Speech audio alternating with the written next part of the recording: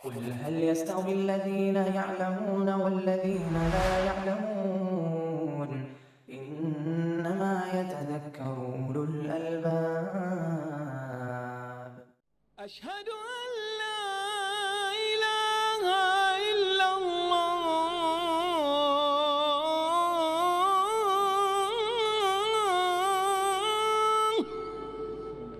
بسم الله الرحمن الرحيم.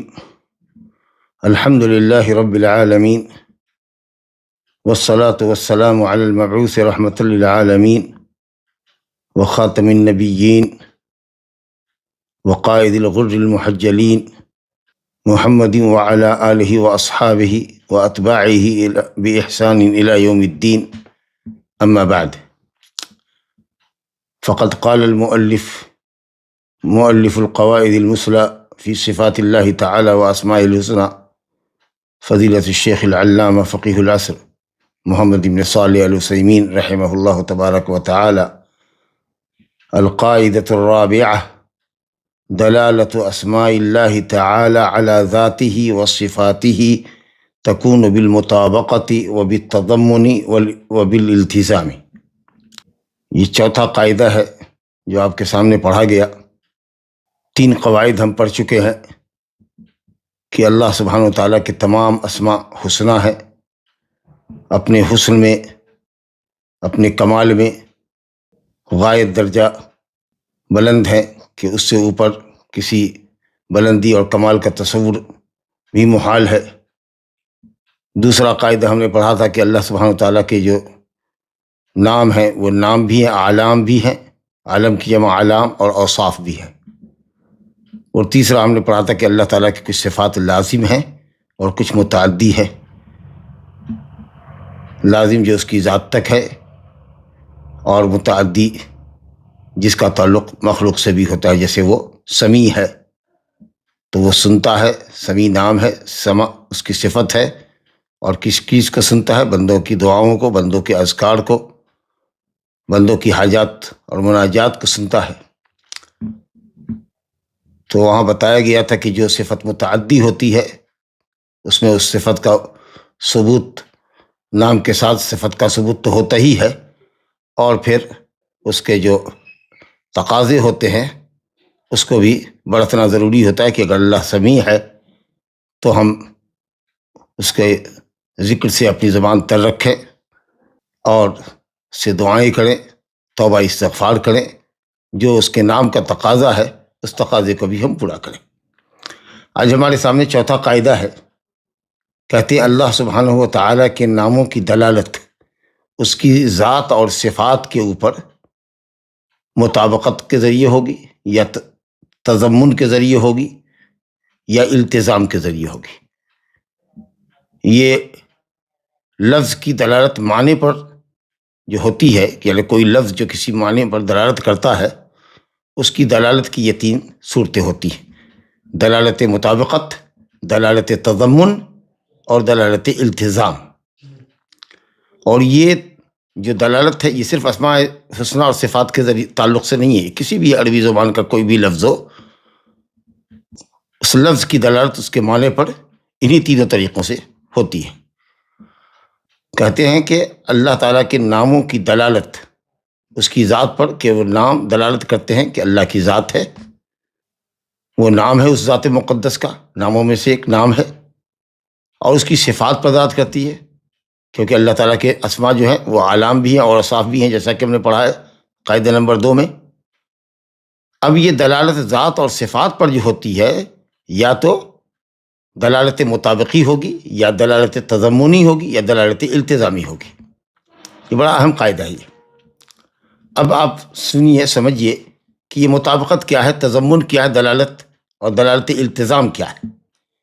کہتے ہیں کہ لفظ، کوئی بھی لفظ، یا تو ہماری گفتگو اسماء اور صفات سے ہے، لیکن آپ یہ سمجھیے کہ کوئی بھی لفظ اگر اپنے تمام معانی پر دلالت کرے تو اس کو کہتے ہیں دلالت مطابقی.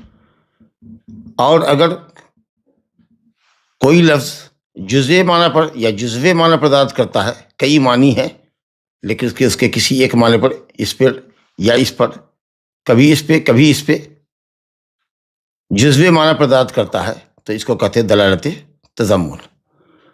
اور کبھی یہ ہوتا ہے کہ وہ ایسے امر پر دلالت کرتا ہے وہ لفظ یا اس کا معنی ایسے امر پر دلالت کرتا ہے جو لفظ کا معنی تو نہیں ہے، لفظ سے باہر ہے، خارج لفظ ہے، لیکن وہ ضروری ہے، لازم ہے اس لفظ کے لیے، یعنی اس کا لازمی تقاضا ہے وہ کہ ہم اس معنی کو ثابت کریں.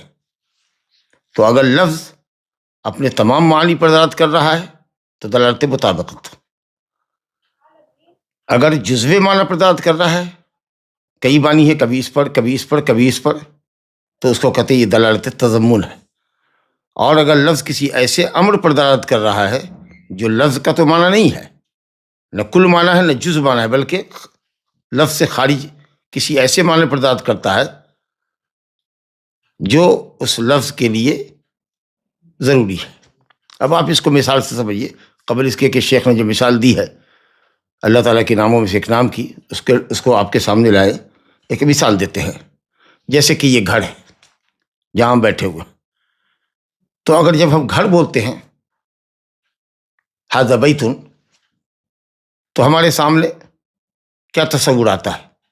ایک بلڈنگ کا، اس میں سیڑھیوں سے لے کر چھت تک، اسٹیئر سے لے کر روف تک کمروں کا تصور آتا ہے، رومز کا، اس میں دروازے ہیں، ڈورس ہیں، ونڈوز ہیں، ورانڈا ہے، تمام چیزوں کے مجموعے پر یہ بولا جاتا ہے. تو اگر ہم کہیں کہ یہ گھر ہے تو یہ لفظ اپنے تمام معانی پر جو دلالت کرتا ہے اور گھر کا جو پورا تصور آپ کے سامنے ہے. اگر ہم کہتے ہیں کہ یہ گاڑی ہے، موٹر کار ہے، موٹر کار میں جو چکے ہیں جس کو ویل کہتے ہیں، اسی طریقے سے اسٹیئرنگ ہے اس کی، اس پر سیٹیں ہیں، آگے پیچھے کا گلاس ہے، ساری کچھ چیزیں گاڑی کے تصور میں آتی ہیں. تو یہ لفظ سیارہ یا لفظ بیت گاڑی کے اوپر اور بیت کے تمام اجزاء کے اوپر شامل ہے. اس کو ہم کہیں گے کہ دلالت مطابقت ہے. لیکن اگر آپ چکے کو کہیں کہ یہ گاڑی ہے، سیٹ کو کہیں کہ یہ گاڑی ہے، آپ بونٹ کو کہیں، گاڑی کے اگلے حصے کو کہیں کہ یہ گاڑی ہے، یہ سب اجزاء ہیں گاڑی کے. کسی بھی جز کے اوپر اگر آپ سیارہ کا لفظ استعمال کریں، یا گھر میں جو سیڑھیاں ہیں آپ کہیں کہ یہ گھر ہے، کمروں کو اندر آپ آئیں تو کہیں کہ کیا خوب اچھا گھر ہے، ورانڈے پر جائیں کہ ماشاء اللہ کیا اچھا گھر ہے، دروازے ہیں، دروازہ گھر میں ہوتا ہے، کھڑکیاں ہوتی ہیں، تو آپ دروازے کو کہیے کہ ماشاء اللہ یہ کتنا اچھا گھر ہے. تو جزوے معنی پر جو لفظ دلالت کرتا ہے اس کو کہتے ہیں دلالت تضمن. تو گھر کا اطلاق اگر ڈور پہ کر رہے ہیں، گھر کا اطلاق ورانڈے پر کر رہے ہیں، گھر کا اطلاق کمرے پر کر رہے ہیں، تو یہ سب دلالت تضمن ہوا، کیونکہ ایک ایک پارٹ کے اوپر بھی وہ لفظ بولا جا سکتا ہے. اور جب گھر کا ہمارے سامنے تصور آتا ہے گھر ہے، تو اسی گھر کے ہونے سے یہ لازم آتا ہے کہ گھر کا کوئی بنانے والا ہے، کوئی بلڈر ہے یا کوئی معمار ہے جس نے گھر کو تعمیر کیا ہے. اب ظاہر ہے کہ بیت کے لفظ میں بانی کا، گھر کے بنانے والے کا کوئی معنی کہیں سے نہیں ہے. یہ لفظ بانی کے اوپر، بنانے والے کے اوپر، گاڑی، سیارہ کے کسی بھی لفظ کے اندر میکینک کا یا انجینئر کا کوئی تصور نہیں ہے لفظ سیارہ کے اندر. لیکن ہم جانتے ہیں کہ یہ لازمی معنی ہے، یہ ایسا معنی ہے کہ اس کے بغیر گاڑی ہو ہی نہیں سکتی، بانی کے بغیر گاڑی ہو ہی نہیں سکتی، سانے کے بغیر، کاریگر کے بغیر، انجینئر کے بغیر کوئی گاڑی بن ہی نہیں سکتی، کوئی معمار کے بغیر کوئی گھر بن ہی نہیں سکتا. تو یہ اس کو کہتے ہیں دلالت التزامی، کہ وہ لفظ ایسے امر پر دلالت کرے جو اس کے لیے ضروری ہو، لیکن وہ لفظ سے مفہوم نہ ہو، لفظ سے سمجھا نہ جائے، بلکہ وہ خارجی شے ہوتی. تو ان دو مثالوں سے، گھر اور سیارے کی مثال سے ہم نے سمجھ لیا. پھر ہم یہ کہنا چاہتے ہیں خلاصے کے طور پر کہ اگر کوئی لفظ اپنے تمام معنی پر شامل ہو، دلالت کرے، تو اس کو دلالت مطابقی کہتے ہیں، دلالت مطابقت یا دلالت مطابقی کہہ لیجیے اردو تعبیر میں. اور اگر لفظ اپنے معانی میں سے کسی ایک معنی پر، کسی بھی جز پر دلالت کرے، اس جز پر یا اس جز پر، دونوں میں سے کسی ایک جز پر کرے گے، جیسا مثال سے آپ سمجھیں گے، تو اس کو دلالت تضمنی کہتے ہیں. اور اگر لفظ کسی امر خارج پر دلالت کرے جو اس کے لیے ضروری ہو، لفظ کے کسی معنی میں وہ مفہوم نہیں ہوتا ہو یا لفظ کی کوئی دلالت معنوی اعتبار سے اس پر نہیں ہو، لیکن ایسے امر پر دلالت کر رہا ہے یا ایسے امر کو ہم لازم کر رہے ہیں، ثابت کر رہے ہیں کہ جو ضروری ہے، حالانکہ لفظ سے وہ معنی مفہوم نہیں ہوتا ہے، تو اس کو کہتے ہیں دلالت التزامی. یعنی آپ کی بات سے یہ سمجھ میں آتا ہے، آپ کی بات سے یہ لازم آتا ہے. اب آپ اس کو مثال سے سمجھیے. اب شیخ رحمۃ اللہ علیہ نے جہاں مثال دی ہے، کہا مثال ذالک الخالق. ایک اللہ تعالیٰ کا نام ہے، مشہور نام، اور وہ اللہ ہی ہے خالق، کوئی دوسرا خالق ہو نہیں سکتا. اللہ کہتا ہے حل من خالق غیر اللہ، کیا اللہ کے علاوہ کوئی دوسرا خالق ہے؟ یرزقکم من السماء، جو تم کو آسمان سے پانی برسا کر کے روزی دیتا ہے. کہتے ہیں کہ لفظ الخالق کس پہ دلالت کرتا ہے؟ اللہ کا یہ نام ہے، اور نام بھی ہوتا ہے اور وصف بھی ہوتا ہے، تو یہ اللہ تعالیٰ کی ذات پر دلالت کرتا ہے. خالق اللہ کی ذات پر بولا جاتا ہے، اور صفت خلق کے اوپر بھی دلالت کرتا ہے. جو خالق ہے اس کے اندر، اللہ جو خالق ہے اس کے اندر صفت خلق ہے، مخلوق کو پیدا کرنے کی صفت ہے. اب لفظ الخالق اللہ کی ذات پر بولا جائے اور صفت خلق پر ایک ساتھ بولا جائے تو اس کو ہم کیا کہیں گے؟ دلالت مطابقت کہتے ہیں. یدل الخالق یدل علی ذات اللہ وعلی صفت الخلق. یہ لفظ الخالق اللہ تعالیٰ کی ذات پر دلالت کرتا ہے اور صفت خلق پر دلالت کرتا ہے کہ اللہ کی صفت ہے خلق پیدا کرنا، دونوں پر دلالت کرتا ہے. اس کو دلالت کو کہتے ہیں دلالت مطابقت. اور اگر لفظ الخالق بول کر کے ہم صرف اس کی ذات مراد لیں، یہ لفظ صرف اس کی ذات پہ جب بولے ہم، یا صفت خلق پر اس کا استعمال کریں، الحمدللہ دونوں صحیح ہوگا. تو اگر ذات کے لیے آپ لفظ الخالق بولتے ہیں یا صفت خلق کے لیے بولتے ہیں تو اس دلالت کو کیا کہیں گے؟ دلالت تضمن. تو صرف ذات کے لیے اگر اس لفظ کو بولتے ہیں آپ تو دلالت تضمن، اگر صفت خلق کے لیے بولتے ہیں جزوی معنی پر تو یہ دلالت تضمنی. اچھا، جب اللہ تعالیٰ کے لیے ہم نے خالق نام کی حیثیت سے جس کی ذات پہ بولا جاتا ہے اور صفت خلق کے اوپر اس کی دلالت کو سمجھ لیا اور دلالت مطابقی بھی سمجھا کہ دونوں ایک ساتھ مراد لینا یہ مطابقی ہے، اور خالق مراد لینا صرف صفت خلق مراد لینا یہ دلالت تضمن ہے. تو اب یہاں پر ایک معنی یہ بھی سمجھ جاتا ہے کہ اللہ رب العالمین خالق ہے تو بغیر علم کے، بغیر ارادے کے اور بغیر قدرت کے کوئی خلق ہو ہی نہیں سکتا. اگر اللہ رب العالمین کو اپنے مخلوق کے پیدا کرنے کا علم نہ ہو کہ کیسے اس مخلوق کو پیدا کرے، اس کو ارادہ نہ ہو، اس پر اس کی قدرت نہ ہو، تو کوئی چیز خلق ہو ہی نہیں سکتی، مخلوق ہو ہی نہیں سکتی، خلق وجود میں آ ہی نہیں سکتا. تو اس کو کہتے ہیں دلالت التزامی. بہت واضح ہے. الا یعلم من خلق، اللہ کہتا ہے کیا جس نے پیدا کیا وہی نہیں جانے گا اپنی مخلوق کو کیسے پیدا کرنا ہے، انسان کو کس شکل میں پیدا کرنا ہے، جانور کو، مختلف جانوروں کو کس شکل میں پیدا کرنا ہے، کیڑے مکوڑوں کو کس شکل میں پیدا کرنا ہے. الا یعلم من خلق. اچھا، تو خلق مخلوق کا اس کو علم ہونا چاہیے، بغیر علم کے خلق نہیں ہوگا. اور پھر ارادہ اور قدرت، وہ مخلوق پیدا کرنے کا ارادہ رکھتا ہے اور مخلوق کے پیدا کرنے پر قادر ہے. الحمدللہ. آیت دیکھیے قرآن مجید میں، غالباً سورہ طلاق کی آخری آیت ہے. اللہ الذی خلق سبع سماوات ومن الارض مثلہن یتنزل الامر بینہن لتعلموا ان اللہ علی کل شیء قدیر وان اللہ قد احاط بکل شیء علما. اللہ تعالیٰ نے اللہ الذی، اللہ وہ ذات ہے جس نے 7 آسمان بنائے، ومن الارض مثلہن، اور زمین کو بھی آسمان کے مثل یعنی گنتی میں 7 بنایا. مثلیت صوری نہیں ہے، شکل اور صورت میں نہیں، زمین کی شکل صورت الگ ہے، آسمان کی صورت شکل الگ ہے. عددیت میں، تعداد میں زمین کو بھی اللہ نے 7 بنایا.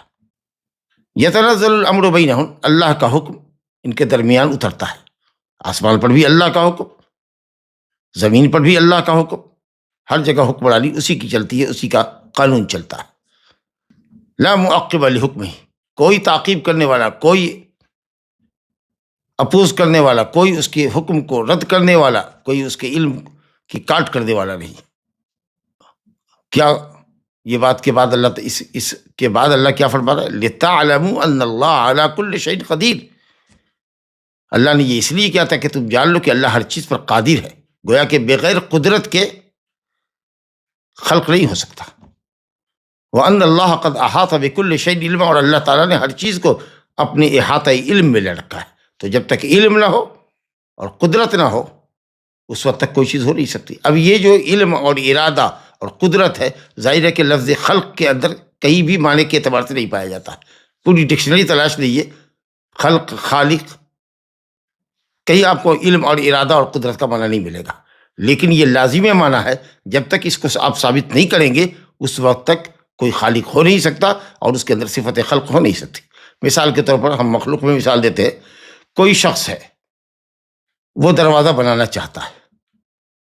ظاہر ہے کہ دروازہ بنانے کے لیے دروازہ بنانے کا اس کو علم ہونا چاہیے کہ کیسے دروازہ بنتا ہے، ڈور کیسے بنایا جاتا ہے، ونڈوز کیسی بنائی جاتی ہے، اس کا علم ہونا چاہیے. پھر وہ ارادہ کرے کہ بھائی بنانا ہے اور اس پر قادر بھی ہو کہ سامان لائے گا، میٹیریلس لائے گا، ساری کچھ اشیاء کو جمع کرے گا، اس کے بعد وہ بنائے گا. تو جب تک کہ ہمارے پاس دروازہ بنانے کا علم نہ ہو یا ہمارے دل میں ارادہ نہ پایا جائے کہ ہم دروازہ بنائیں، پھر ہمارے پاس قدرت نہیں ہو دروازہ بنانے کی، تو ظاہر ہے کہ یہ چیز نہیں ہو سکتی. تو آپ سمجھ سکتے ہیں کہ یہ جو معنی ہوا کسی چیز کو پیدا کرنے والے کے لیے یا صفت خلق سے متصف ذات کے لیے علم اور ارادہ اور قدرت، یہ التزامی ہوا. یہ دلالت اس کو التزامی کہتے ہیں. یعنی یہ ایسے امر پر، لفظ خلق ایسے امر پر دلالت کرتا ہے، ان معانی پر دلالت کرتا ہے جو خلق کے لیے ضروری ہے. لیکن یہ سب خارجی معنی ہے، لفظ کے اندر کا نہیں ہے. علی امر خارجی من اللفظ، ایسے امر پر دلالت کرتا ہے جو لفظ سے خارج ہے لیکن وہ اس کے لیے ضروری ہے. تو کہتے ہیں شیخ کہ اگر خالق کا لفظ، خالق، مثال ذالک الخالق، اللہ کی ذات اور صفت خلق پر ایک ساتھ دلالت کرے تو یہ دلالتی مطابقت ہے. اور اگر صرف ذات پہ بولے یا صرف خلق کی صفت پہ بولے تو یہ دلالت تضمن ہے. اور اگر یہ علم قدرت کی صفت پہ دلالت کرے تو یہ دلالت التزام. ماشاءاللہ. آگے دیکھیے، کہتے ہیں ولہذا، اور اسی وجہ سے جب لما ذکر اللہ تعالی خلق السماوات والارض، جب اللہ تعالیٰ نے آسمانوں اور زمین کی پیدائش کا ذکر کیا تو کہا، وہی سورہ طلاق کی آیت نمبر 12ویں آیت، قال لتعلموا ان اللہ علی کل شیء قدیر، تاکہ تم جان لو کہ اللہ تعالیٰ ہر چیز پر قادر ہے اور اس نے ہر چیز کو اپنی احاطہ علم میں لے رکھا ہے. تو بغیر قدرت کے اور بغیر علم کے کوئی پیدائش ہو ہی نہیں سکتی، کسی چیز کی تخلیق ہو ہی نہیں سکتی. چلیے دلیل سمجھ میں آ گئی. اب آگے کہہ رہے ہیں کہ دلالت التزام جو ہوتا ہے کہ لفظ کسی ایسی چیز پر دلالت کرے جو خارج معنی ہو لیکن اس کے لیے ضروری ہو، کہتے ہیں یہ دلالت التزام جو ہوتا ہے نا، یہ بہت مفید ہے طالب علم کے لیے. اور اس کے لیے جو عالم جتنا ذہین ہوتا ہے وہ اس کے لازم معنی کو اخذ کرتا ہے کہ اس سے یہ لازم آتا ہے، اس سے یہ لازم آتا ہے. مسائل کے استنباط میں اس کی وجہ سے بڑی قدرت ہوتی ہے. تو فرماتے ہیں کہ دلالت الالتزام مفیدۃ جدا لطالب العلم، دلالت التزام کو سمجھنا یہ طالب علم کے لیے ضروری ہے.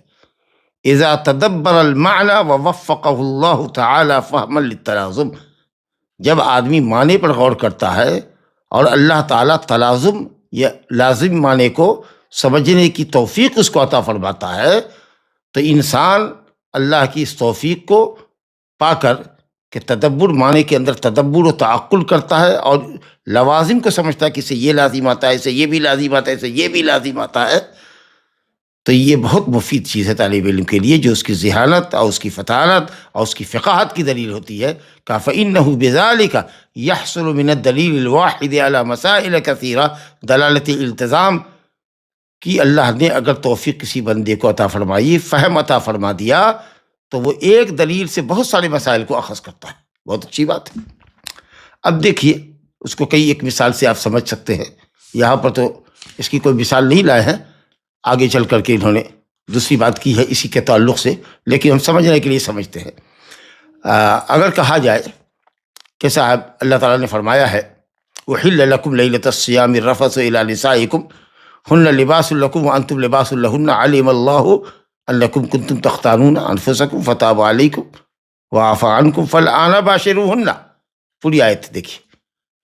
اب رات میں سونے کے بعد آدمی رمضان کی راتوں میں اگر سو گیا تو کھا نہیں سکتا تھا، سو گیا تو بیوی سے مجامعت نہیں کر سکتا تھا، بستر نہیں ہو سکتا تھا. کچھ لوگوں سے خیانت ہو گئی، حکم الہی کی خلاف ورزی ہو گئی.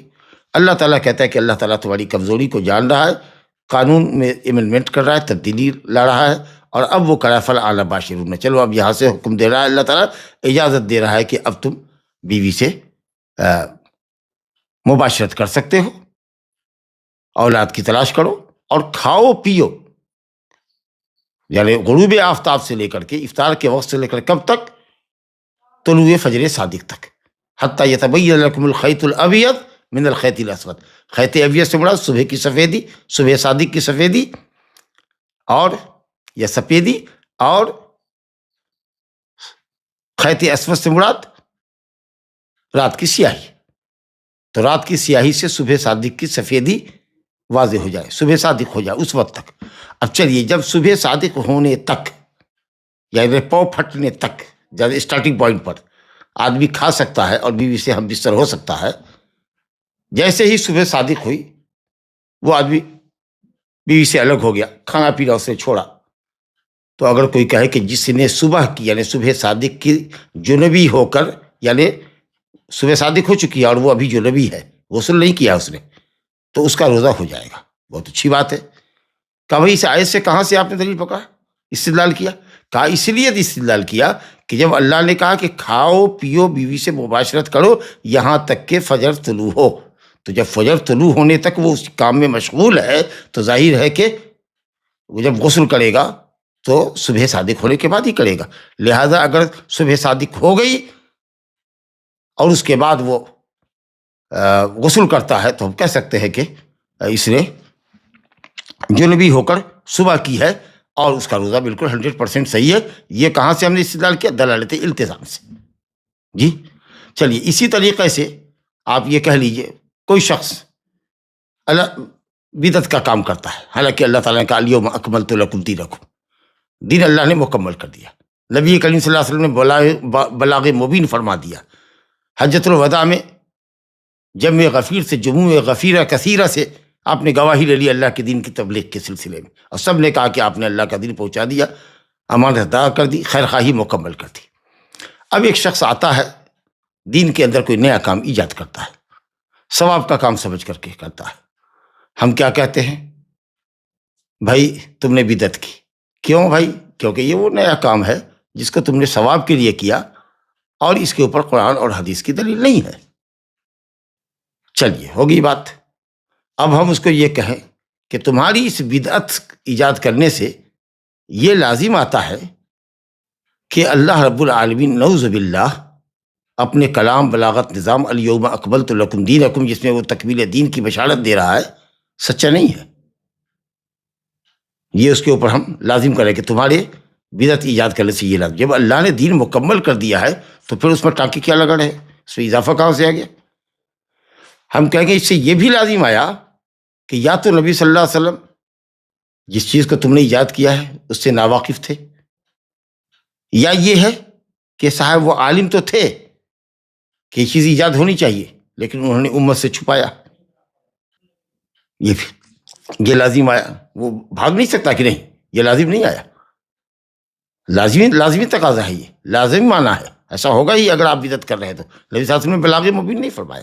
یا تو آپ کو علم نہیں تھا، آپ کو زیادہ علم ہو گیا ہے تب آپ نئی چیز لے کے آ رہے ہیں، یا آپ کہیے گا کہ نہیں نبی صلی اللہ علیہ وسلم کو معلوم تھا، تو اس کا مطلب یہ کہ آپ نے اللہ کا دین چھپایا. نعوذ باللہ، بلاغ مبین نہیں فرمایا. کتنی سنگین بات ہو رہی ہے. اچھا آپ کو اتنے زمانے کے بعد سمجھ میں آیا، 400 سالوں کے بعد، 450 سالوں کے بعد فاطمیہ حکمرانوں کو اور اس کی پیروکار قبر پرستوں کو، بدعتیوں کو یہ سمجھ میں آیا کہ نبی صلی اللہ علیہ وسلم سے محبت کا تقاضا ہے کہ آپ کی پیدائش کا دن منایا جائے، برتھ ڈے آپ کا منایا جائے، جشن ولادت کا یوم منایا جائے اور جلوس نکالا جائے. تو کیا صحابہ کرام اس قدر دین کے معاملے میں غفلت پسند تھے کہ انہوں نے نہیں جانا یا انہوں نے نہیں پوچھا کہ یا رسول اللہ آپ کی اتنی بڑی ہستی ہے، اتنی بڑی حیثیت ہے آپ کی،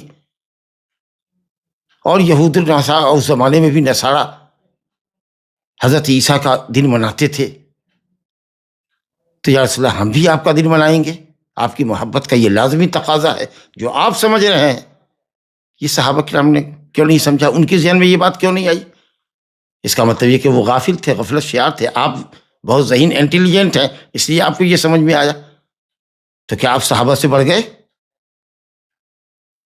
یہ سب لازم معنی ہے،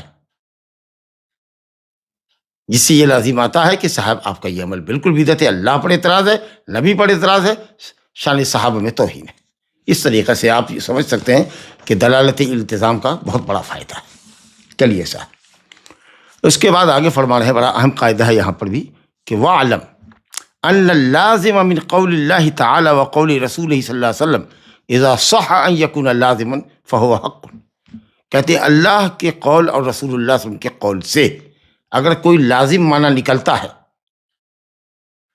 جو لفظ سے مراد تو نہیں ہے لیکن وہ معنی اس لفظ کے لیے ضروری ہے، اگر اللہ کے قول سے اور رسول کے قول سے کوئی لازم معنی دلالت التزام کی بنیاد پر کوئی چیز لازم آتی ہے اور اس پر دلیل موجود ہے کہ ہاں یہ معنی صحیح ہو سکتا ہے اور صحیح ہے دلیل، تو کہا جائے گا کہ یہ لازم معنی اللہ اور اس کے رسول کا قول ہے، کیونکہ وہ جو لازم معنی آپ نے اخذ کیا ہے وہ اللہ اور اس کے رسول کے کلام سے ہی کیا ہے، اور وہ ماشاءاللہ دلیل بھی اس کی تائید کر رہی ہے۔ تو کہہ رہے ہیں شیخ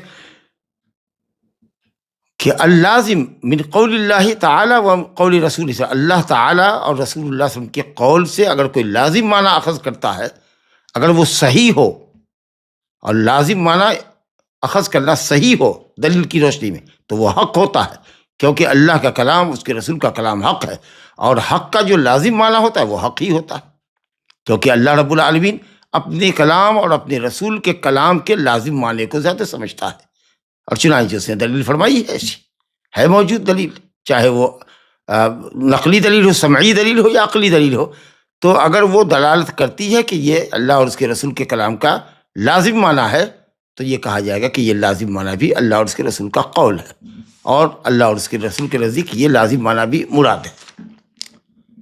تفصیل آئے گی، جیسے کہا نا کہ اب جیسے کہ کہا کہ صاحب اگر کسی نے جنبی ہو کر صبح کیا، یعنی غسل نہیں کیا ہے، صبح صادق ہو گئی ہے، تو اس کا روزہ صحیح ہو جائے گا۔ یہ اللہ رب العالمین کے کلام فالآن باشرہن الی حتی یتبین لکم الخیط الابیض من الخیط الاسود من الفجر، صبح صادق ہو جائے، اس سے یہ لازم معنی ہوا کہ اس کا روزہ صحیح ہوا اور صبح صادق کے بعد غسل کرے گا، صحیح ہے۔ اب یہ لازم معنی جو ہے وہ بالکل صحیح ہے، کیونکہ حضرت عائشہ رضی اللہ عنہ نے کہا ہے کہ نبی صلی اللہ علیہ وسلم کانا یصبح عندنا جنبا، صبح ہو جاتی تھی اور آپ ابھی جنبی ہی ہوتے، غسل نہیں کیے ہوتے، پھر آپ صبح صادق کے بعد غسل کرتے اور پھر نماز پڑھتے اور پڑھاتے، سنت پڑھتے اور امامت فرماتے۔ تو یہ سمجھا جائے گا کہ صبح صادق جنبی ہونے کی حالت میں کرنا، صبح کرنا در حال کہ آدمی جنبی ہو، یہ اللہ کا کلام اور اس کے رسول کا کلام ہے۔ یہ ہوا لازم کا مطلب کہ یہ اگر اللہ اور رسول کے قول سے کوئی لازم معنی نکلتا اور وہ معنی صحیح ہے، تو وہ اللہ اور اس کے رسول کا کلام ہی ہوگا، چاہے صراحت کیوں نہ ہو۔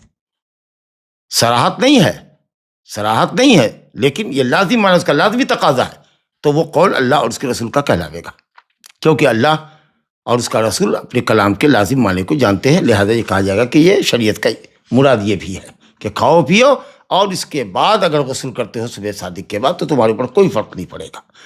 کھاؤ بالکل آخری ٹائم تک، اذان سے 1 منٹ 2 منٹ پہلے تک کھاتے رہو کہ صبح صادق ہو جائے تو تمہارے اندر آسودگی رہے، کوئی حرج نہیں، کیونکہ ظاہر ہے کہ کھایا ہے اس سے 5 منٹ پہلے سحری سے فراغت کی ہے، تو ابھی تو صبح 2-3-4 گھنٹے تک تو اس کو بھوک کا احساس نہیں ہوگا، کیونکہ وہ شبعان ہوگا، آسودہ ہوگا۔ لیکن کہتے ہیں کہ اگر اللہ اور اس کے رسول کے قول کے علاوہ اگر کسی کے قول کا کوئی لازم معنی نکالتا ہے کہ میاں مولوی تمہاری بات سے یہ لازم آتا ہے، تمہاری اس کلمے سے قول سے یہ لازم آتا ہے، تو شیخ فرماتے ہیں کہ اس کی 3 حالت ہوگی۔ بہت اچھی بات ہے، بہت علمی نقطے کی طرف اشارہ کر رہے ہیں۔ کہتے ہیں کہ ہم میں سے کسی کے قول سے اگر کوئی لازم معنی لیتا ہے تو پھر وہ ہم پر پیش کرے گا کہ آپ کے کلام سے یہ لازم آتا ہے، تو یا تو متکلم اس لازم معنی کا اقرار کرے گا کہ ہاں بالکل ٹھیک ہے، جو آپ نے معنی اخذ کیا ہے ہم اس کو کا اقرار کرتے ہیں. یا دوسرا مطلب یہ ہوگا کہ نہیں صاحب، جو معنی آپ نے لازم معنی لیا ہے وہ لازم معنی نہیں ہے، میں اس کا اقرار نہیں کرتا ہوں، اور اس لیے نہیں کرتا ہوں کہ یہ دلیل ہے ہمارے پاس. بہت اچھی بات ہے، تو وہ ہمارا قول نہیں ہوگا، آپ اس کو ہماری طرف منسوب نہیں کر سکتے. اور اگر ہم نے اس کو ثابت کیا، اقرار کیا کہ ٹھیک ہے جو لازم معنی آپ نے نکالا کہ تمہارے کلام سے یہ لازم آتا ہے، ہمیں ایکسیپٹ ہے، تو وہ ہمارا قول ہوگا. کہا جا سکتا ہے کہ اس آدمی نے یہ بات کہی کیونکہ اس لازم معنی کا ہم نے اعتراف کیا. اگر ہم نے اقرار نہیں کیا تو وہ ہمارا قول نہیں کیا جا سکتا. یہ نہیں کہا جا سکتا آپ کہیے کہ ان کے قول سے یہ لازم آتا ہے، لیکن ہم اقرار نہیں کر رہے ہیں، لہٰذا آپ اس کو میرا قول نہیں کہہ سکتے.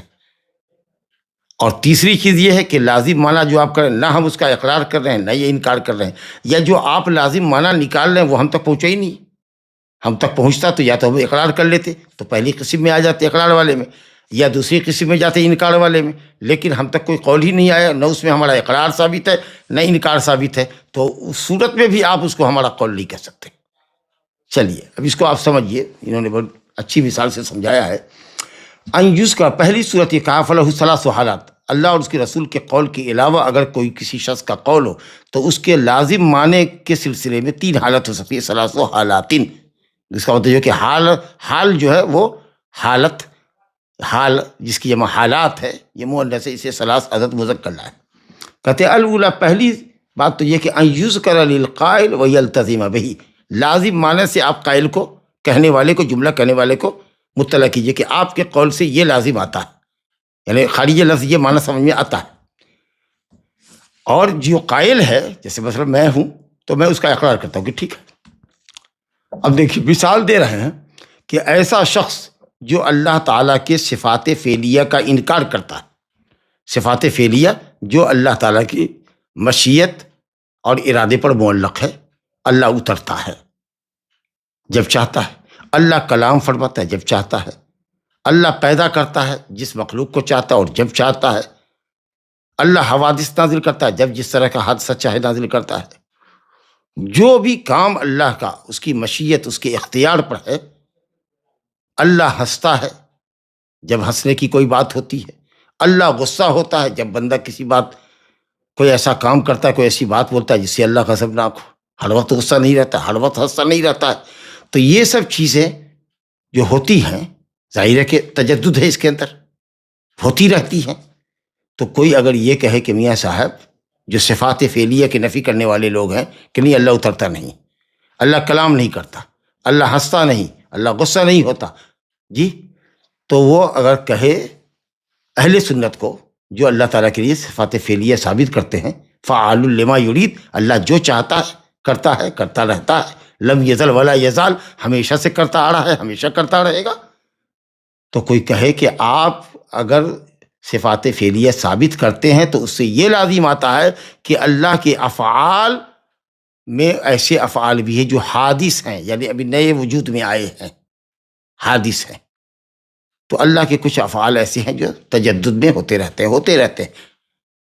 آرڈر ہوتا رہتا ہے، قول ہوتا رہتا ہے، فرمان جاری ہوتا رہتا ہے اور عمل ہوتا رہتا ہے، شے وجود میں آتی رہتی ہے، حوادثات عدلتے بدلتے رہتے ہیں.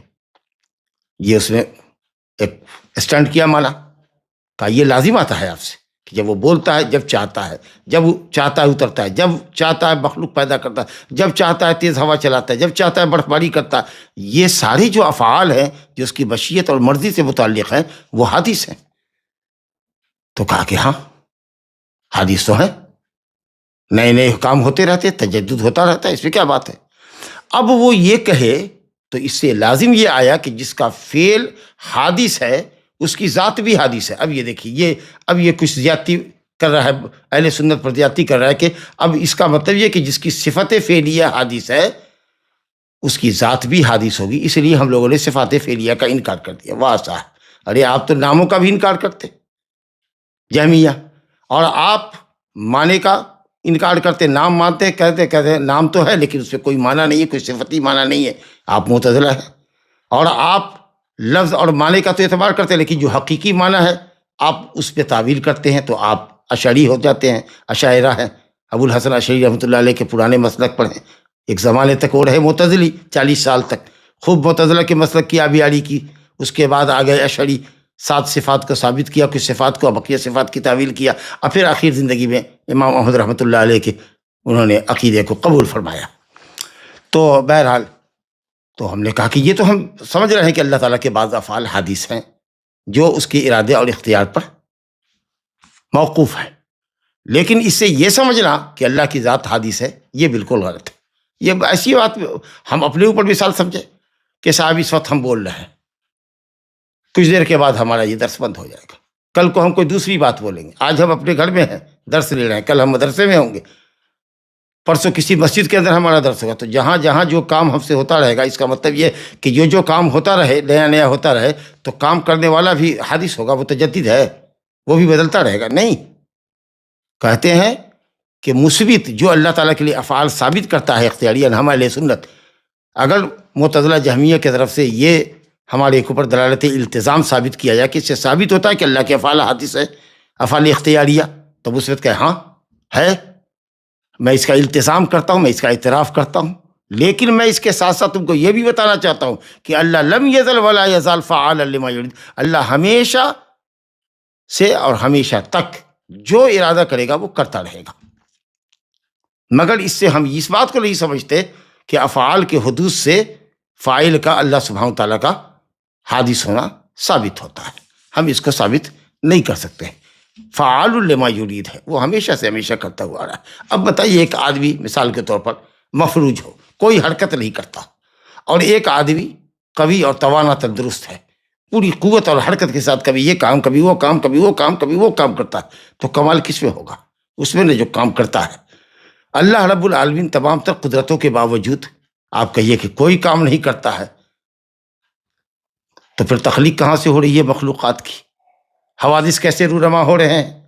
یہ تو اللہ تعالیٰ کی کمال قدرت پر دلیل ہے کہ وہ بیٹھ کر نہیں ہے، نعوذ باللہ، وہ مفلوج کی طرح نہیں ہے، وہ حی ہے، قیوم ہے، کامل الحیات ہے، خود بھی قائم ہے، کائنات کو قائم کیا ہوا، کائنات کو وجود بخشنے والا ہے، کائنات کی تدبیر کرنے والا ہے، ہر چیز اس کی محتاج ہے، وہ کسی کا محتاج نہیں، جب جو چاہتا ہے کرتا ہے۔ یہ تو اس کے کمال پر دلالت کرتا ہے بھائی۔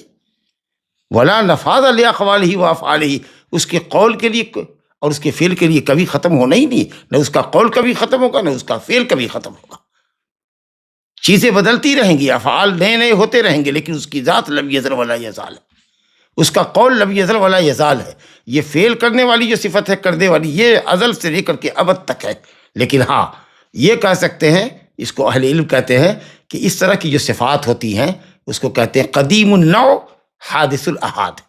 قدیم النوع کا مطلب کہ یہ صفت اللہ رب العالمین کے ذات کے ساتھ ازلی و ابدی ہے، ایسا نہیں ہے کہ کبھی نہیں تھی اور بعد میں اللہ تعالیٰ اس صفت سے متصف ہے، نہیں، جس طرح کہ اس کی ذات ازلی ہے اس کی تمام صفات ازلی ہے۔ لیکن ہاں جب وہ کسی مخلوق کو پیدا کرنے کا ارادہ کرتا ہے تو اس وقت وہ خاص فعل، جی ذرا غور سے سنیے، کہ وہ خاص متعین فعل، مخصوص فعل جس کو وہ انجام دے رہا ہوتا ہے، جو اس کی مشیت اور اس کی مرضی سے متعلق ہے کہ جب چاہے کرے اور جب چاہے نہ کرے، جب چاہے بولے اور جب چاہے نہ بولے، اس اعتبار سے وہ حادث ہے۔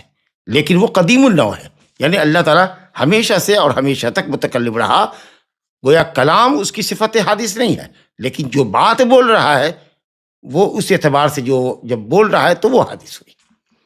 تو یہ ہے، اس سے کہتے ہیں شیخ کہ لا یستلزم نقصا فی حقہ، اللہ تعالیٰ کے کسی فعل کو حادث ماننا کہ وہ بدل بدل کے ہوتا رہتا ہے ٹائم ٹو ٹائم، اس سے اللہ تعالیٰ کے حق میں کوئی بھی نقص نہیں لازم آتا، سمجھا کہ بلکہ یہ تو کمال حکمت اور کمال قدرت پر دلیل ہے کہ اللہ جو چاہتا ہے جب چاہتا ہے کر لیتا ہے، یہ اس کا کمال ہے۔ جو یہ کہتا ہے کہ اللہ کچھ نہیں کرتا، اللہ تعالیٰ افعال کو وجود نہیں بخشتا، آپ گویا کہ اللہ تعالیٰ کے اندر سے صفت کمال کو ختم کر رہے ہیں۔ جب بارش برستی تھی نبی صلی اللہ علیہ وسلم کہتے تھے کہ اللہ رب العالمین نے ابھی اس کو پیدا کیا، اللہ تعالیٰ نے ابھی اس کو پیدا کیا، یہ رب العالمین کی مخلوق ابھی بالکل نہیں ہے، انہ حدیث عہد بربہ، رب تعالیٰ کی طرف سے ابھی جلد آئی ہے، لہذا بدن کھول کر کے کچھ بارش کا حصہ اپنے اوپر لیتے تھے، سمجھا کہ نہیں؟ تو حادث ہونے سے کسی فعل کے یا وجود میں نئے سرے سے نئے افعال وجود میں آنے سے یہ لازم نہیں آتا کہ نعوذ باللہ اللہ حادث ہے، جی، بلکہ یہ صفت کمال کی ہے، کمال پہ دلالت کرتی ہے، لم یزل ولا یزال، لم یزل ولا یزال۔ الحمدللہ۔ کہتے ہیں کہ اللہ کے اقوال اور افعال کے لیے کوئی انتہا نہیں ہے، کبھی ختم ہو ہی نہیں سکتا، جیسے کہ اللہ تعالیٰ نے کہا سورہ کہف میں قل لو کان البحر مدادا لکلمات ربی، کہہ دیجئے کہ میرے رب کے کلمات کو لکھنے کے لیے اگر سمندر روشنائی میں تبدیل کر دی جائے، بنا دی جائے، تو سمندر خشک ہو جائے، لیکن اللہ کے کلمات مراد کونیہ، حکم، قول، اللہ کا قول، اللہ، کیونکہ جب اذا اراد شیئا ان یقول له کن فیکن، جب کسی مخلوق کا ارادہ کرتا ہے پیدا کرنے کا تو پہلے قول کرتا ہے ہو جا، کن ہو، تب وہ شے ہوتی ہے۔ تو پہلے قول، اس کے بعد فعل ہوتا ہے، اس کو کبھی ختم ہونا نہیں، اور سارے سمندر کی روشنائی بنا ڈالے کوئی، پھر بھی اللہ کے کلمات کو لکھ نہیں سکتا۔ ولو جئنا بمثلہ مددا، چاہے کئی سمندر کو ہم روشنائی بنا ڈالیں۔ اور اسی مفہوم کو سورہ لقمان میں بتایا گیا ولو ان ما فی الارض من شجرۃ اقلام والبحر یمدہ من بعدہ سبعۃ ابحر ما نفدت کلمات اللہ ان اللہ عزیز حکیم۔ زمین کے جتنے درخت ہیں سب کو قلم بنا دو، اور سمندر اور اس کے بعد بھی 7 ایسے سمندر کی روشنائی بنا ڈالو، تب بھی اللہ کے کلمات ختم نہیں ہوں گے۔ ان اللہ عزیز حکیم، بے شک اللہ غالب ہے، حکمت والا ہے، غالب ہے، مقتدر ہے، قوت والا ہے، عزت والا ہے، عظمت والا ہے، بلند ہے، بالا ہے، لیکن اس کی بالائی، اس کی بلندی، اس کی قوت، اس کی سطوت، اس کی سلطنت حکمت پر مبنی ہے، اور اس کی حکمت اور اس کا حکم غلبہ کی صفت کے ساتھ، صفت عزت کے ساتھ مرتبط ہے۔ چلیے صاحب، اس کے بعد وہی کہا وہ حدوث و احاد فعل ہی، اللہ تعالیٰ کے کسی فعل کا، کسی متعین اور مخصوص فعل کا اس کی مشیت کے مطابق، اس کی رضا اور خواہش اور چاہت، اس کی چاہت کے مطابق، اس کے ارادے اور مشیت کے مطابق ہونا، یہ اللہ تعالیٰ کے لیے نقص نہیں ہے بلکہ اس کے کمال پر دلالت کرتا ہے۔ الحمدللہ، نقطہ واضح ہو گیا۔ اب دیکھیے دوسری حالت کیا ہوگی کہ اگر کسی شخص نے ہمارے قول سے لازم مانا لیا اور کہا کہ آپ کے قول سے یہ لازم آتا ہے، ہم کہا کہ بالکل نہیں، بالکل لازم نہیں آتا، اور کیوں لازم نہیں آتا؟ یہ اس وجہ سے نہیں آتا، تو پھر کوئی آدمی اس لازم معنی کو ہمارا قول نہیں کہے گا۔ اب اس کو مثال سے سمجھیے، کہتے ہیں کہ اگر منکرین صفات یہ کہیں، منکرین صفات یہ کہیں کہ تم اہل سنت اللہ کے لیے صفات ثابت کرتے ہو، تو مخلوق کی مماثلت ہوتی ہے۔ تم کہتے ہو اللہ کے لیے عین ہے، مخلوق کے لیے بھی عین ہے۔ تم کہتے ہو مخلوق کے، اللہ کے لیے ہاتھ ہیں، 2 ہاتھ ہیں، تو انسانوں کے بھی تو 2 ہاتھ ہیں۔ اسی طریقے سے اور چیزیں ہیں، تو تمہارے صفات ثابت کرنے سے مخلوق سے مماثلت، جس کو عام طریقے سے مشابہت لوگ بولتے ہیں، اللہ نے کہا لیس کمثلہ شیء، اس کی مماثلت میں کوئی چیز نہیں۔ تو اگر یہ معنی کرے اور کہے کہ تمہارے صفات ثابت کرنے سے لازم آتا ہے کہ اللہ تعالیٰ مخلوق کے مشابہ ہے یا مماثل ہے، مماثل کہہ لیجئے، تو ہم مثبتین یہ کہیں گے کہ لا یلزم ذالک، تم نے جو لازم معنی پکڑا ہے ہمارے عقیدے سے یہ بالکل غلط ہے، ہم اس کو مانتے ہی نہیں۔ کہتے کیوں؟ ہم کہتے ہیں اس لیے کہ صفات اللہ کی، تو جیسے اللہ کی ذات ازلی و ابدی ہے تو اسی طریقے سے اس کی صفات بھی ازلی و ابدی ہے۔ یہ ٹھیک ہے کہ بعض صفات قدیم النوع ہے، لیکن حدوث کے اعتبار سے وہ حادث ہے، جب وہ پیدا کرتا ہے، ارادہ کرتا ہے، تو جیسا کہ ابھی آپ نے سنا۔ لیکن اللہ کی صفات جو اللہ کی طرف منسوب ہے، وہ صفات اس کے اعتبار سے، اور ہماری صفت ہمارے اعتبار سے۔ کون بے وقوف یہ کہے گا کہ اللہ سنتا ہے، تو اس کے دماغ میں یہ آئے گا کہ اللہ سنتا ہے انسان کے سننے کی طرح، اللہ دیکھتا ہے انسان کی طرح دیکھنے کی طریقے سے، جو کہتا ہے کہ لطیف الخبیر ہے، جی، جس کو قرآن میں حضرت لقمان کی زبان میں کہا گیا کہ بیٹا ایک دانہ رائی کا لے لو اور پہاڑ کے پتھروں کے درمیان ڈال دو، یا پتھروں کے درمیان پیس کر کے ہوا کے دوش پر لہرا دو، جتنے ذرات اس کے ہو سکتے، تو رائی کا دانہ چھوٹا ہوتا ہے، اللہ اس کو لے آئے گا۔ ان اللہ لطیف الخبیر، انتہائی باریک دیکھتا ہے، انتہائی خبر رکھنے والا ہے۔ آپ کیسے کہہ سکتے ہیں کہ آپ کا علم، آپ کی بصارت، آپ کی سماعت ویسے ہی ہے؟ کوئی بھی نہیں سمجھتا ہے، لیکن یہ کہتے ہیں کہ نہیں، مماثلت لازم آئے گی، مشابہت لازم آئے گی، یہ زبردستی کی دھیگا مشتی کر رہے ہیں۔ تو بھائی اللہ تعالیٰ کی صفات اللہ کے اعتبار سے ازلی و ابدی ہے، بندے کی صفات بندے کے اعتبار سے ہم ناقص ہے، ناقص الخلق ہیں، ہم خلقت میں ہمارے نقص ہے، تو ہماری صفات بھی ناقص ہے، ہماری صفات ہمارے اعتبار سے، اللہ تعالیٰ کی صفات اللہ تعالیٰ کے اعتبار سے۔ پھر بھی کہتا ہے نا نہیں ہم سمجھیں گے، تو ہم کہتے ہیں اچھا چلو تم کو سمجھانے کے لیے بتاتے ہیں، اللہ کے لیے ذات ثابت کرتے کہ اللہ کی ذات ہے، تو جو صفات کے نفات ہیں معتزلہ اور جہمیہ، وہ کہتے ہیں اللہ کی ذات تو ہے، لیکن اس کا کوئی نام صفت نہیں ہے.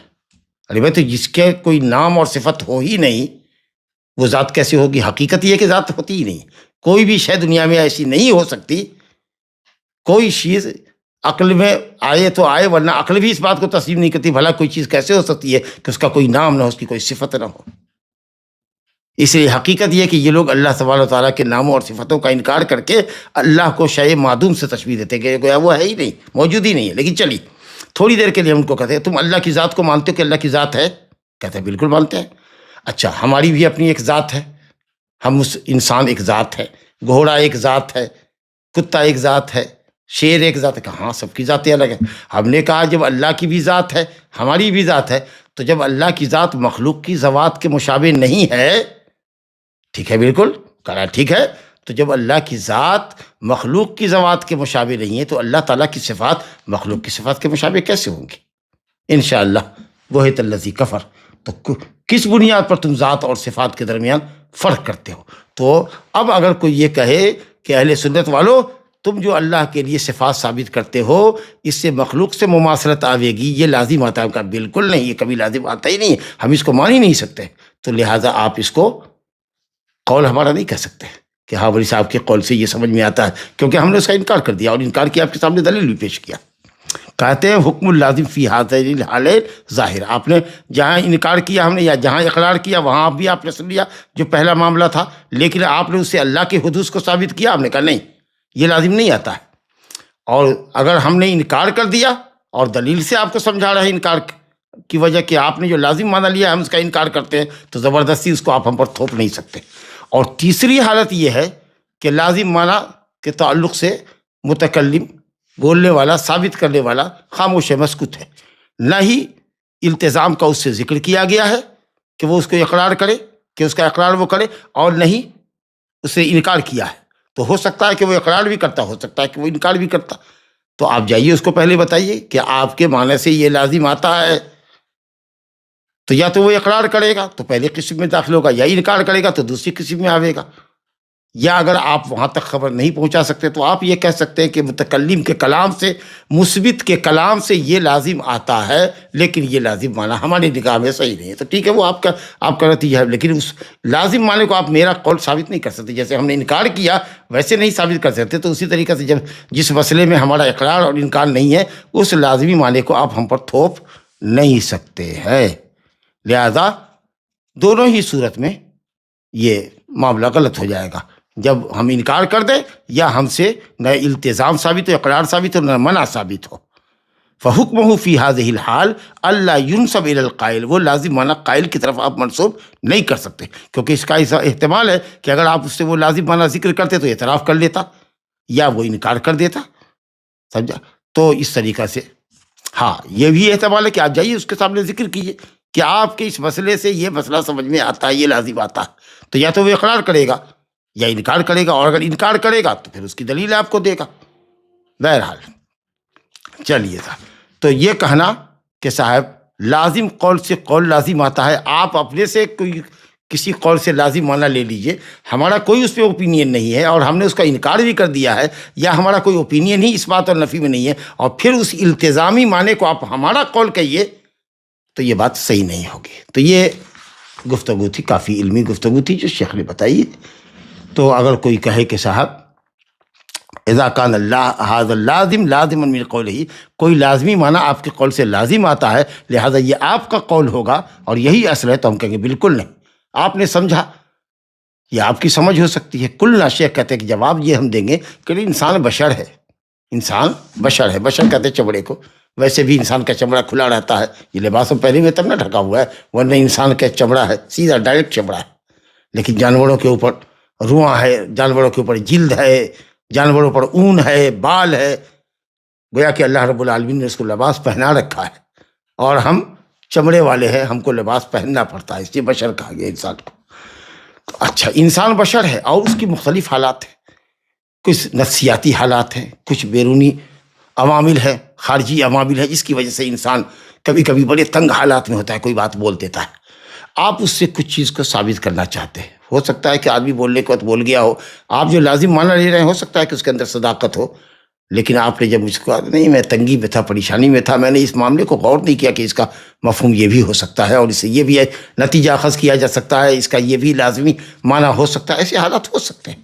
لہٰذا آپ اس پر تھوپیے نہیں، ہو سکتا ہے کہ غفلت کا شکار ہو گیا ہو سکتا ہے غلطی سے صحف سے وہ بات نکل گئی ہو جس سے آپ لازم معنی نکل رہے ہو سکتا ہے کہ غصے میں یا انٹرنلی یا ایکسٹرنلی وہ ڈپریشن میں ہو، پریشان ہو، جس کی وجہ سے وہ تروی اور غور و فکر نہیں کر سکا، تو یہ سب صورتیں ہوتی ہیں۔ لہٰذا آپ نے جس کی وضاحت اس نے نہیں کی ہے یا تو اس کو آپ کو معذور سمجھنا چاہیے، اور زبردستی اس لازم معنی کو آپ اس پر تھوپ نہیں سکتے ہیں، اور اسی پر ہم اکتفا کرتے ہیں۔ وقت ختم ہوا چاہتا ہے، اور یہ میرا قاعدہ بھی یہ چاہتا تھا یہاں پڑھنے کے لیے، وہ بھی الحمدللہ ہو چکا ہے۔ ھذا وباللہ التوفیق، وصلی اللہ وسلم وبارک علی نبینا محمد وآلہ وصحبہ اجمعین۔ اللہ کا ایک نام آیا ہے سمیع، لیکن اللہ کے کان ہے ایسا قرآن حدیث میں نہیں آیا، تو اللہ کے کان ثابت کرنا کیسا ہے؟ نہیں جائز ہے، نہیں جائز ہے، لیکن ایسی صفت ایسے تعلق سے اہل علم نے کہا ہے کہ نہ ہم ثابت کریں گے نہ انکار کریں گے۔ بعض لوگوں نے تو کہا کہ نہیں انکار کریں گے، جب ثابت نہیں ہے تو انکار کریں گے، لیکن بعض علماء نے کہا ہے، اور انشاءاللہ یہ بات صحیح ہے، کہ جو چیز ثابت نہیں ہے دلیل سے، نہ ہم اس کا اس بات کریں گے نہ ہم اس کا انکار کریں گے۔ لا نثبت ولا ننکر۔ اشاعرہ اور ماتریدیہ میں کیا فرق ہے؟ دونوں تقریباً ایک ہی ہے، بنیادی فرق کا کوئی مسئلہ یہاں پر نہیں ہے، دونوں تقریباً ایک ہی ہیں، اشاعرہ ہی ماتریدیہ ہیں۔ بہت تھوڑا سا ڈیپلی فرق ہے جو بہت اندر جا کر کے سمجھ میں آتا ہے، لیکن بہرحال وہ فلسفیانہ انداز ہے گفتگو کا۔ لیکن جو ماتریدیہ ہیں، چونکہ ابو منصور ماتریدی بھی اشعری کے مسلک کو ہی اس نے تھوڑا سا رنگ روپ بدل کر کے پیش کیا تھا، تو اس لیے اس کو ماتریدی کہتے ہیں، ابو منصور ماتریدی۔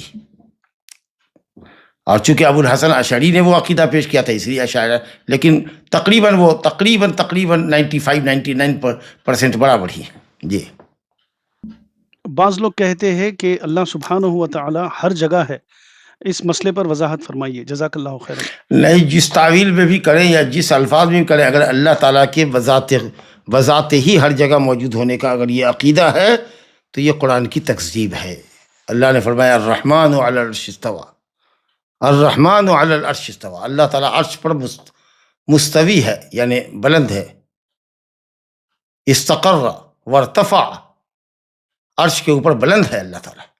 اگر آپ کہتے کہ ہر جگہ اپنی ذات سے موجود ہے، تو آپ کے قول سے یہی لازم مانا ہوگا کہ اس سے یہ لازم آتا ہے کہ اللہ تعالیٰ مسجد میں بھی ہے، اللہ تعالیٰ ناچ گانے کی مجلس میں بھی ہے، اللہ تعالیٰ نعوذ باللہ استنجا خانے میں بھی ہے۔